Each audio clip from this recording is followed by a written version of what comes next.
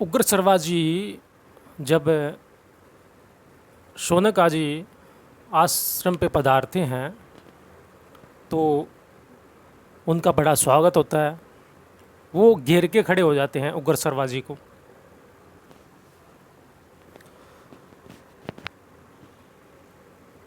उग्र सरवाजी लोमहर्षण जी के पुत्र हैं, जिनका वध जो है ये बलराम जी ने किया था, गलती से हो गया था। तो उन्हीं के पुत्र थे। उन्हीं को एक बार बलराम जी तीर्थ यात्रा पे जा रहे थे तो देखा तो वहाँ सूत जी बैठे हुए थे, लोमहर्षण जी। तो बोला अच्छा, ये तो ऋषि मुनि नीचे बैठे हुए हैं और ये जनाब जो नीच जाति का होने पर भी अपने आप को बड़ा श्रेष्ठ ज्ञानी मानता है। तो बलराम जी ने कुछ आवताव अपना देखा नहीं, न ऊपर देखा न नीचे देखा, न कुछ विचार किया, अपना हल लंबा किया और सूत जी के प्राण हर लिए, लोमहर्षण जी के। लोमहर्षण जी का हर्षण जी को जब ऋषि मुनियों ने देखा, ओहो हो, बलराम जी ने तो इनका अंत कर दिया है, तब बोला बलराम जी आपसे बहुत बड़ी गलती हो गई। तो बोलो क्या हुआ? बोलो हमने ही इनको जो है व्यास गद्दी पे बिठाया था और इनको वरदान भी है कि तुम प्राणों के वक्ता बनोगे। तो बोला कोई बात नहीं, हमसे गलती हो गई, क्षमा करो। बलराम जी ने उनके पुत्र ये उग्र सरवाजी को व्यास गद्दी पे बिठा दिया। तब से जो है व्यास गद्दी पे उग्र सरवाजी बैठते हैं। कहते हैं क्योंकि कहते हैं पुत्र के अंदर पिता की आत्मा काम करती है। आत्मा क्या पुत्र होता है, वो पिता की ही आत्मा होता है। तो इसलिए उग्र सरवा ने, ये बलराम जी ने ये विचार करके उग्र सरवाजी को व्यास गद्दी पे बिठा दिया।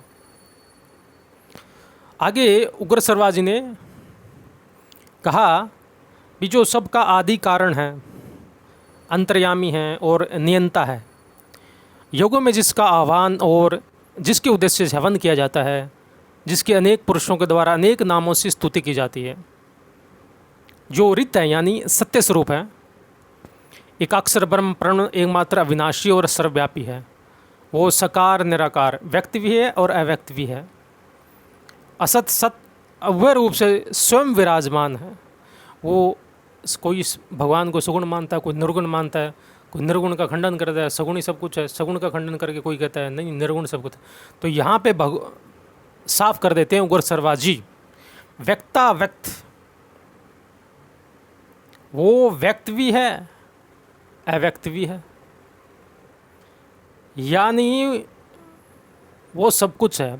और गीता में भगवान भी बोलते हैं सद सच्चा हम अर्जुन है, सत भी मैं हूँ और असत भी मैं हूँ,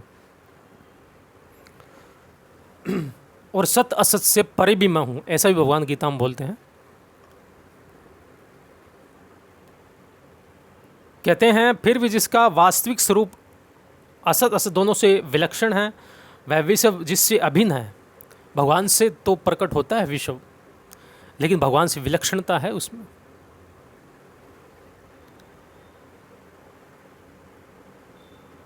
ऐसा लगता है कि जगत ही सब कुछ है, भगवान से प्रकट होता है। और विलक्षणता कैसी? ये सत्य है, भगवान सत्य नहीं है। जासु सत्यता ते जड़ माया, भास सत्य एवं मोह सहाया। बीज जिसकी सत्ता से ये जड़ जो संसार है वो सत्य भासता है, जड़ संसार है, वो लगता है सत्य यही है, बस यही है और कुछ भी नहीं है। वो भगवान तो हमें दिखते नहीं, हमें तो ये संसार दिखता है। ये भगवान कहाँ दिखते हैं और हमें तो वो उनकी प्रेरणा है, वो उनकी माया है। यही तो माया है कि जो चीज़ हमारी आँखों के सामने नष्ट होती जाती है, कहाँ गई हमारे जो मतलब कि पूर्वज थे, उनका आज तक कोई पता नहीं है कौन सी दिशा में चले गए और हम कहाँ जा रहे हैं। हमारी जो उम्र है वो बीती जा रही है। बचपन में हमें खिलौनों में प्रेम था, माँ में प्रेम था, फिर पत्नी में प्रेम हो गया, फिर बच्चों में प्रेम हो गया, तो प्रेम थोड़ा घटता गया है। वो पहले माँ में प्रेम था, जब शादी हो गई तो पत्नी में थोड़ा प्रेम हो गया, बच्चे हुए, फिर पत्नी से हटकर बच्चों में आ गया। तो ये प्रेम जो है, सांसारिक प्रेम, ये घटता बढ़ता है। बोले ईश्वर का प्रेम घटता बढ़ता के साथ बढ़ता है। ईश्वर का जो प्रेम होता है वो घटने बढ़ने के साथ बढ़ता है, और ये जो संसारिक प्रेम होता है वो घटने बढ़ने के साथ घटता है। यही तो विलक्षणता है। जैसे गीतावली एक ग्रंथ है गोस्वामी तुलसीदास जी का, उसके अंदर माता यशोदा जी कहती है राम जी वन में चले गए हैं या आंगन में ही हैं क्योंकि उनको आंगन में दिखते हैं। एक बार राधा जी से पूछा किसी ने, अब अगर आपको एक विकल्प दिया जाए कि कृष्ण आपके साथ रहें या थोड़ा दूर रहें, थोड़ा श्री कृष्ण जी दूर रहें तो अच्छा है, वियोग, कृष्ण जी का वियोग हो तो अच्छा है। बोलो क्यों? वियोग में ज़्यादा आते हैं। संयोग जब होता है तो भगवान एक ही जगह दिखते हैं कृष्ण, और जब वियोग होता है तो सर्वत्र वो दिखते हैं। तो उग्र सरवाज ने कहा कि महात्मा महर्षि व्यास देव के इस अंतःकरण शोधक मत का मैं वर्णन करूंगा, यानी महाभारत का वर्णन करूंगा। सूत जी कहते हैं कि हिमालय की पवित्र तलहटी में पर्वतीय गुफा के भीतर धर्मात्मा व्यास जी स्नान आदि से शरीर शुद्धि करके पवित्र कुश का आसन बिठाकर बैठे थे। कहते हैं उस समय नियम पालन पूर्वक शांचित हो गए तपस्या में संलग्न थे। ध्यान योग में स्थित होकर उन्होंने धनपूर्वक महाभारत व्यास के स्वरूप का विचार करके ज्ञान दृष्टि द्वारा आदि से अंत तक सब कुछ प्रत्यक्ष की भांति देखा और इस ग्रंथ का निर्माण किया। जैसे हमारे हाथ पे आंवला रख दिया जाए तो आंवला प्रत्यक्ष दिखेगा नहीं, और छोड़ो उसका, वो आगे से कैसा है, पीछे से कैसा है, उधर से दाएं से कैसा है, बाएं से कैसा है, सब कुछ देख सकते हैं हम। तो वैसे ही वेद व्यास जी ने महाभारत युद्ध किस महारथी ने, किस सैनिक ने कितने बाण चलाए और उन बाणों का विपक्ष सेना पर क्या प्रभाव पड़ा, एक एक बाण की जानकारी, एक एक बात की जानकारी और एक एक योद्धा की जानकारी भी उनके मन में आ गई। ये साफ लिखा है महाभारत में आदि पर्व शुरुआती पर्व में, पहला अध्याय श्लोक संख्या 29 28 के बाद इसमें लिखा प्रविश्यम योगम ज्ञानेन सो पश्यत सर्वमन्ततः।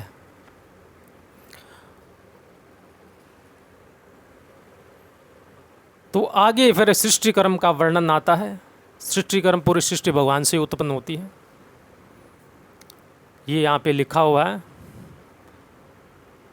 तो जिनसे मतलब कि देहधारी, प्रजापालक, प्रभु, देव, गुरु, पितामह, ब्रह्मा, रुद्र, मनु, प्रजापति, परमेष्टि, परिचिताओं के पुत्र दक्ष था। दक्ष के 7 पुत्र क्रोध, तम, दम, विकृत, अंगिरा, कर्दम और अश्व प्रकट हुए। तत्पश्चात 21 प्रजापति, मरीचि आदि 7 ऋषि और 14 मनु पैदा हुए, जिन्हें मत्स्य, कुर्म आदि अवतारों के रूप में सभी ऋषि मुनि जानते हैं। वे अप्रेय आत्मा विष्णु पुरुष और उनकी विभूति रूप विश्वदेव, आदित्य, वसु एवं अश्विन कुमार आदि भी क्रमशः प्रकट हुए। तदंतर कहते हैं भी यक्ष भी प्रकट हुए और साध्य, पिशाच, गुह्यक, पित्र एवं तत्वज्ञानी, सदाचार प्राण, साधु शिरोमणि, ब्रह्मशिगण प्रकट हुए। इस प्रकार सृष्टि भगवान से ही मूल में उत्पन्न हुई।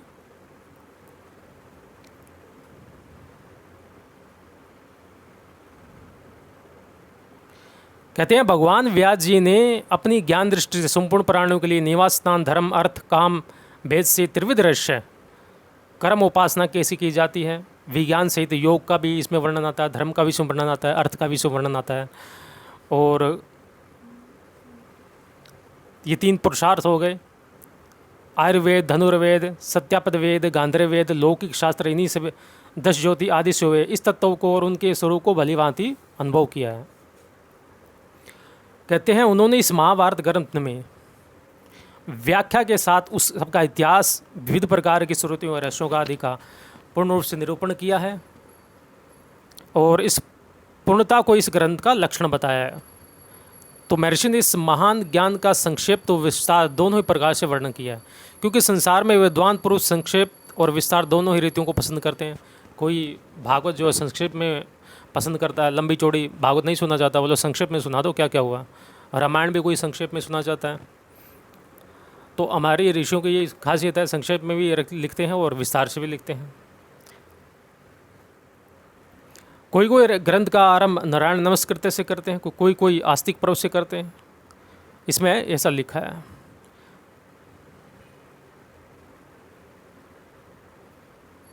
तो इस प्रकार ये वो विचार कर रहे थे कि मैं इस जो ग्रंथ है महाभारत, उनका जो प्रचार है वो लोक में कैसे करूं, जनता उसको कैसे जाने। जनता तो त्रिविध ताप से संतप्त हो रही है ना भाई, जनता तो त्रिविध ताप से संतप्त है। तो ऋषि मुनियों के मन में एक ये बात आती है कि जीव किस प्रकार से सुखी हो जाए बस। तो इसमें ये इस विचार करने लगते हैं जनता में इसका किस प्रकार प्रचार हो। और माता पार्वती जी तो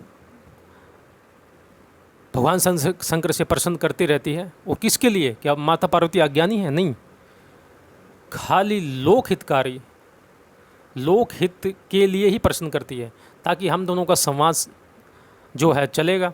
संवाद चलेगा तो उसको लोगों तक पहुँचेगा, लोगों तक पहुँचेगा तो उससे कल्याण की प्राप्ति होगी। कहते हैं भगवान द्वैपायन ऋषि इस प्रकार विचार कर रहे थे कि ब्रह्मा जी उनके आश्रम में पधारे। तम दृष्ट्वा विस्मितो भूत्वा प्रांजलि प्रणतः स्थितः। तो व्यास जी ब्रह्मा जी को देखकर आश्चर्यचकित रह गए। उन्होंने हाथ जोड़कर प्रणाम किया और खड़े रहे। फिर सावधान होकर सब ऋषि मुनियों के साथ उन्होंने ब्रह्मा जी के साथ आसन की व्यवस्था की। जब उस श्रेष्ठ आसन में ब्रह्मा जी विराज गए, तब व्यास जी ने उनकी परिक्रमा की और व्यास जी के आसन के समीप ही विनयपूर्वक खड़े हो गए। कहते हैं परमेष्टि ब्रह्मा जी आज्ञा से उनके आसन के पास ही बैठ गए। उस समय व्यास जी के हृदय में आनंद का समुद्र उमड़ रहा था। कहते हैं चेहरे पे जो पवित्र मंद मंद मुस्कान थी। परम तेजस्वी व्यास जी ने परमेष्टि ब्रह्मा जी से निवेदन किया, भगवान मैंने यह संपूर्ण लोकों से अत्यंत पूजित एवं महाकाव्य की रचना की है। कृतम मयेदम भगवन काव्यम परम पूजितम। आदि पर्व प्रथम अध्याय का श्लोक संख्या 61। तो ये परम पूज्य काव्य है। आप बताइए, क्या महाभारत को पढ़ना नहीं चाहिए? क्या परम पूज्य चीज़ को पढ़ना नहीं चाहिए? क्या परम पूज्य चीज़ को घर में रखने से लड़ाई होती है? क्या परम पूज्य चीज़ को बीच में से नहीं पढ़ना चाहिए? क्या परम पूज्य चीज़ को पढ़ने से शुरू से आंधी तक ये परम पूज्य चीज़ को व्यास जी ने लड़ाई कराने के लिए लिखा है? तो परम पूज्य चीज़ यहाँ पे बोल दिया है, वेद व्यास जी ने स्वयं बोला है। देखो, कृतम मयेदम भगवन काव्यम परम पूजितम। यह संपूर्ण लोकों से अत्यंत पूजित एक महाकाव्य की रचना की है। तो उसको अवश्य पढ़ना चाहिए महाभारत को। और गीता तो महाभारत से निकली है। तो आगे वेद व्यास जी कहते हैं कि ब्राह्मण मैंने इस महाकाव्य में संपूर्ण वेदों का गुप्ततम रहस्य, अन्य सब शास्त्रों का सार संकलित करके स्थापित कर दिया है। केवल वेदों का ही नहीं, उपनिषदों का सार भी और विस्तार से ही इसमें भी वर्णन निरूपण किया गया है, वर्णन किया गया है उपनिषदों का भी। कहते हैं इस ग्रंथ में इतिहास पुराणों का मंथन करके उनका प्रशस्त रूप प्रकट किया गया है। इतिहास पुराणा नानुमुषम निर्वृतम च यत् भूत भव्यम भविष्यम च त्रिविधम काल संगीतम। भूत वर्तमान और भविष्यकालीन तीनों संज्ञाओं का भी वर्णन हुआ है। इस ग्रंथ में बुढ़ापा, मृत्यु, भय, रोग, पदार्थों के सत्यत्व और मिथ्यात्व विशेष रूप से निश्चय किया गया है तथा अधिकारी भेद से भिन्न भिन्न प्रकार के धर्मों का तथा आश्रमों का भी लक्षण बताया गया है। अधिकारी, कोई कर्मयोग का अधिकारी है, कर्मयोग को पसंद करता है, कोई ज्ञान योग का अधिकारी है, आत्मा में आत्मन्य च संतुष्ट तस्य कार्य निविद्यते, कोई ध्यान योग का अधिकारी है, कोई भक्ति योग को मानता है सब कुछ। तो इसमें सब कुछ लिखा हुआ है। बोले हम तो लय योग हठ योग को मानते हैं, तो इसमें भी सब वर्णन है। इसमें आपका जिस अधिकार कैटेगरी हो उस कैटेगरी को महाभारत पढ़ोगे तो उस कैटेगरी से संबंधित जो भी सामग्री है वो आप तक पहुँच जाएगी। कहते हैं ब्राह्मण का धर्म क्या है, क्षत्रिय का धर्म क्या है, वैश्य क्या है, शूद्र क्या है, इन चारों वर्णों का धर्म का भी इसमें निरूपण किया गया है। ब्रह्मचर्य के स्वरूप, अनुष्ठान, फलों का विवरण, पृथ्वी, चंद्रमा, सूर्य, ग्रह, नक्षत्र, तारा, सतयुग, त्रेता, द्वापर, कलयुग, इन सब के परिणाम का प्रमाण ऋग्वेद, यजुर्वेद, सामवेद था। इनके आध्यात्मिक अभिप्राय अध्यात्म शास्त्र का इस ग्रंथ में विस्तार से वर्णन किया गया है। न्याय का भी वर्णन किया गया है, शिक्षा, चिकित्सा, दान तथा पाशुपत अंतर्यामी की महिमा का भी वेद में विशुद्ध निरूपण है। साथ ही यह भी बतलाया गया है कि देवता, मनुष्य आदि भिन्न भिन्न योनियों में जन्म का कारण क्या है। हम भटकते रहते हैं, अनादिकाल से भटक रहे हैं, उसका क्या कारण है। इसमें लोक पावन तीर्थों में, देशों में, नदियों, पर्वतों, वनों था समुद्र का भी इसमें वर्णन किया गया है। और भी बहुत कुछ वर्णन किया गया है इसमें, जिसका विस्तार कहना और विस्तार से वर्णन करना कठिन है।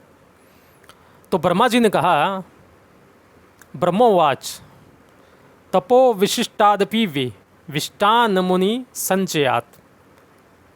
हे व्यास जी, संसार में विशिष्ट तपस्या और विशिष्ट कुल के कारण जितने भी श्रेष्ठ ऋषि मुनि हैं उनमें मैं तुम्हें सर्वश्रेष्ठ समझाता हूँ, क्योंकि तुम जगत, जीव और ईश्वर तत्व का जो ज्ञान है उसके तुम ज्ञाता हो। मन्ये श्रेष्ठतम त्वं वा ऋष्य ज्ञान वेदनाथ। आदि पर्व का श्लोक संख्या पहला अध्याय और श्लोक संख्या है 71। मैं जानता हूँ कि आज जीवन तुम्हारी ब्रह्मवादिनी वाणी सत्य भाषण करती रही है। तुमने अपनी रचना को काव्य कहा, इसलिए अब वह काव्य के नाम से प्रसिद्ध होगी। त्वया च काव्य मितयुक्तम तस्मात् काव्यम भविष्यति। संसार के बड़े से बड़े कभी भी इस काव्य से बढ़कर और कोई रचना नहीं कर सकेंगे। अश्य काव्यस्य कवयो न समर्थो विशेषणे। इस काव्य के बराबर अन्य कोई रचना करता है तो ये साफ ब्रह्मा जी ने बोल दिया है भाई। अस्य काव्यस्य कवयो न समर्थो विशेषणे। संसार के बड़े से बड़े कवि भी इस काव्य से बढ़कर और कोई रचना नहीं कर सकेंगे। ठीक वैसे ही जैसे ब्रह्मचार्य, वानप्रस्थ, संन्यास तीनों आश्रम अपनी विशेषताओं द्वारा गृहस्थ आश्रम से आगे नहीं बढ़ सकते। मुनिवर, अपने काव्य को लिखवाने के लिए तुम गणेश जी का स्मरण करो।